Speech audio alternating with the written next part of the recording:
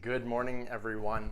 My name is Matthew Swinimer, and I'm with Cut Energy. Today, we are getting into our third episode of this series, which is called How Electricity is Generated. This whole series is called Understanding Power.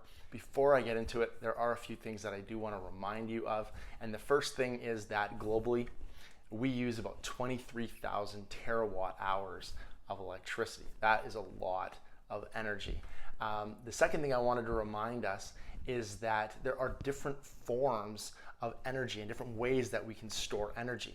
With that being said, you cannot store electricity. Electricity, just unfortunately in its state as electrons moving, you cannot store that. You have to move it into a different form, whether that's a battery storage, which would be chemical, or whether it's some sort of gravitational potential energy. So that's just the thing I wanted to mention. And finally, the last thing I wanted to mention before we get into this is that your power generation must match your power load at every instance, which means that if you have excess power generation, you need to store that. And if you have an undersupply, you either need to lower your load or you need to pull storage of energy and quickly convert that into electricity. Okay, with all of that being said, let's get into how is electricity generated. And so the first thing that we want to talk to is this concept of generating electricity. And what we're doing is we're taking kinetic energy and we're spinning a magnetic field in and around a coil.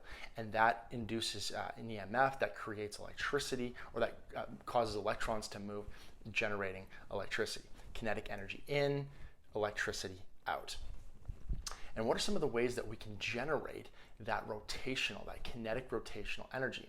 And the first electrical generation method that I want to speak to is hydroelectricity.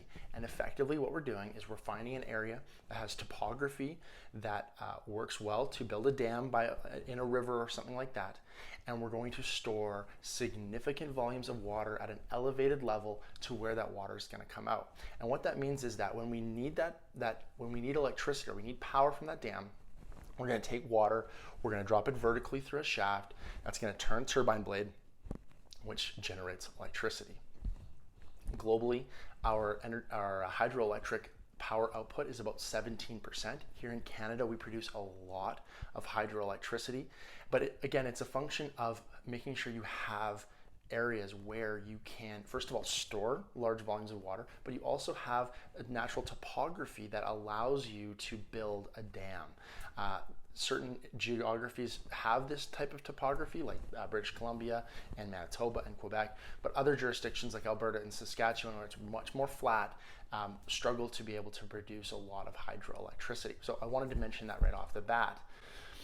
So the next thing I want to get into is thermal power generation. And I have included nuclear in this category, and I'll explain why. Because what we're doing is we're taking a chemical energy and we're converting that chemical energy into a thermal energy. So we're producing heat, which then produces steam. We're superheating steam, and we are then generating rotational energy by putting that steam through a turbine like you're seeing on the screen. That rotational energy then produces electricity. Another way that we actually use thermal energy is in a different type of prime mover called a reciprocating engine. And what we're effectively doing there is we're taking chemical energy, we're taking it to heat, and instead of us putting it into a fluid, we're actually using that heat to create pressure, which moves the cylinder up and then it comes back down. So predominantly large centralized power generation, thermal centralized power generation, we're looking at a turbine like what you're seeing on the screen, and in smaller applications and engines can make a lot of sense. And there's lots of different ways, lots of different fuel types. But the first thing I wanted to mention is that, in fact, globally, 77% of our power is generated using thermal power generation. So it is obviously the lion's share. Over 3/4 of our power is generated. And so let's break that down. Let's look at the different ways that we're generating power thermally. And so the first is nuclear, and you'll see that nuclear makes up 13% of our global, 13% of that global 77% of thermal. And then you'll see at coal, which is the largest form of power generation, makes up 50% of that 77%.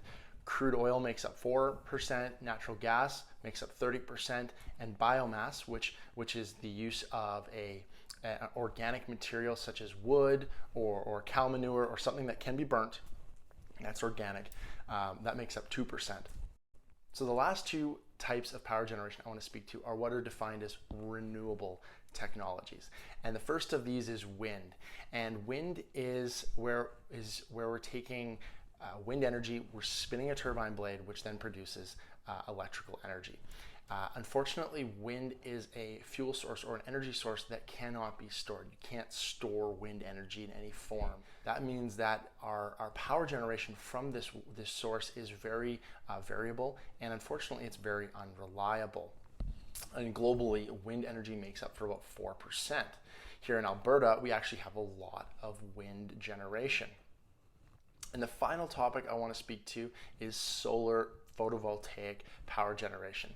And what we're doing here, this is the only one that's primarily different in the electrical generation method. What we're doing here is there's no moving parts, but photons of electricity photons of solar are landing on those solar panels, and those photons excite electrons out of their current state and create an electrical current, which creates electricity.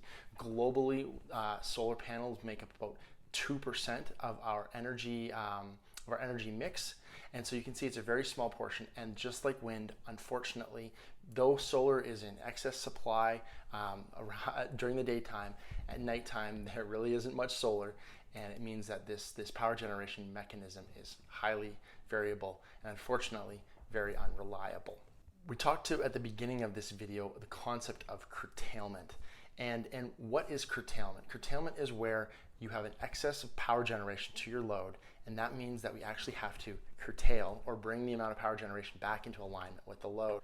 What you'll see on the screen is that during the months of January to March in California, we've actually seen dramatic amounts of curtailment. Why is that? It's because we're producing excess amounts of power during the sunlight hours during the daytime. And unfortunately, that power can't be stored in electricity.